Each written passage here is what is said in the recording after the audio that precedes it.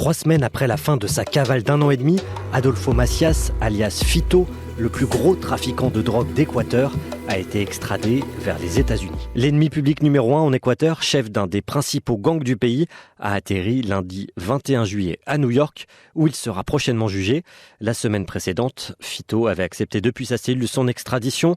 Son transfert jusqu'à l'aéroport a été encadré par une escorte impressionnante de policiers et de militaires, car depuis sa condamnation en 2011 à 34 ans de réclusion pour crime organisé, trafic de drogue et meurtre, Fito a réussi à s'évader 2 fois. Le chef du cartel de Los Choneros, qui règne notamment sur le trafic de cocaïne, a réussi à prendre la fuite une première fois en 2013. Sa cavale a duré 3 mois. Régnant sur sa prison, bénéficiant de complicité en interne, l'ancien chauffeur de taxi a réussi une seconde évasion en janvier 2024. Une fuite qui a déclenché une vague de violence sans précédent en Équateur. D'abord des mutineries dans plusieurs prisons, puis des combats de rue déclenchés par les gangs et une prise d'otage sur un plateau de télévision. Bilan des dizaines de morts. Et après 1 an et demi de cavale, il a été repris le 25 juin dernier.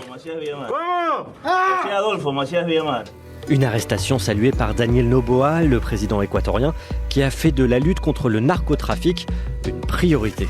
Depuis les années 2000, l'Équateur, en raison de sa proximité avec la Colombie et le Pérou, les 2 principaux pays producteurs de cocaïne dans le monde, est convoité par les cartels et mafias du monde entier. Selon l'Observatoire équatorien du crime organisé, plus de 70% de toute la cocaïne produite dans le monde transite désormais par les ports de l'Équateur.